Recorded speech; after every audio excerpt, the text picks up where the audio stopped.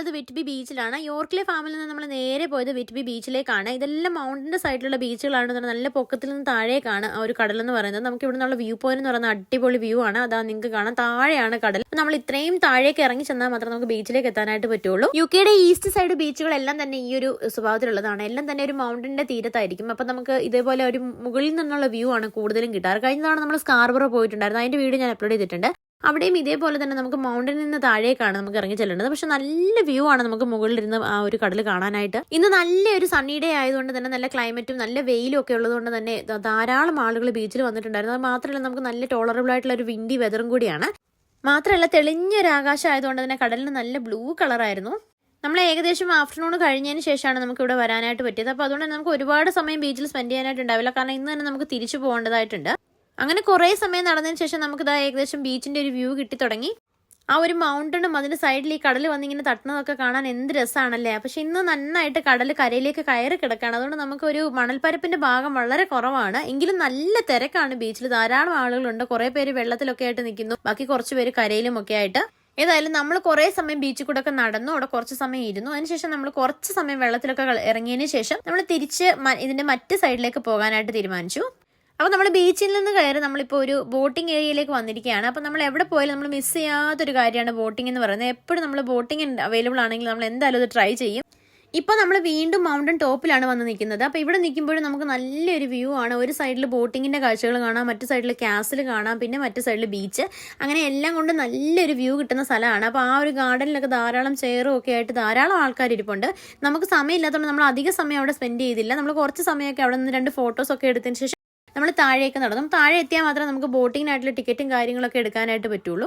താഴെ എത്തുമ്പോൾ അവിടെ നല്ല തിരക്കാണ്. ധാരാളം റെസ്റ്റോറൻറ്റുകളും സുവനീർ കടകളും സ്നാക്ക് ഷോപ്പുകളും ഒക്കെയുള്ള ഒരു സ്ട്രീറ്റാണ്. അവധി ദിവസവും ഒപ്പം നല്ല ക്ലൈമറ്റും കൂടിയാണെങ്കിൽ ഇവിടെയുള്ള എല്ലാ തെരുവുകളും ഇങ്ങനെ തന്നെയാണ്, നല്ല തിരക്കായിരിക്കും. അങ്ങനെ നമ്മളും കുറച്ച് സമയം കുറച്ച് സ്നാക്സും ഒക്കെ ആയിട്ട് ആ തെരുവിലൂടെ ഒക്കെ നടന്നു. അതിനുശേഷം നമ്മൾ ബോട്ടിങ്ങിന്റെ ടിക്കറ്റ് എടുക്കാനായിട്ട് പോയി.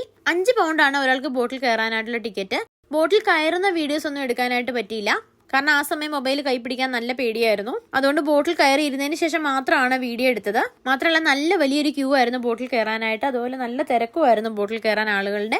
അങ്ങനെ നമ്മൾ ബോട്ടിൽ കയറി. നമ്മൾ ഏകദേശം കുറേ ദൂരം നമ്മളിപ്പോൾ വന്നു കഴിഞ്ഞു കേട്ടോ. ശരിക്കും നല്ല ആഴക്കടലിലേക്ക് എത്തിക്കഴിഞ്ഞു. കഴിഞ്ഞ തവണത്തെ പോലെയല്ല, ഇത്തവണ നമുക്ക് ഒലച്ചിലൊക്കെ വളരെ കുറവാണ്. നല്ല ശാന്തമായിട്ട് കിടക്കുന്ന കടലാണ്. മേഘങ്ങളൊന്നും ഇല്ലാത്ത നീലാകാശവും അതിനേക്കാളും നീല കളറുള്ള കടലും കൂടെ ആകുമ്പോഴത്തേക്കും ഏതാണ് കടൽ ഏതാണ് ആകാശം തിരിച്ചറിയാത്ത വണ്ണം നല്ല ഭംഗിയായിരുന്നു ആ ഒരു വ്യൂ എന്ന് പറയുന്നത്.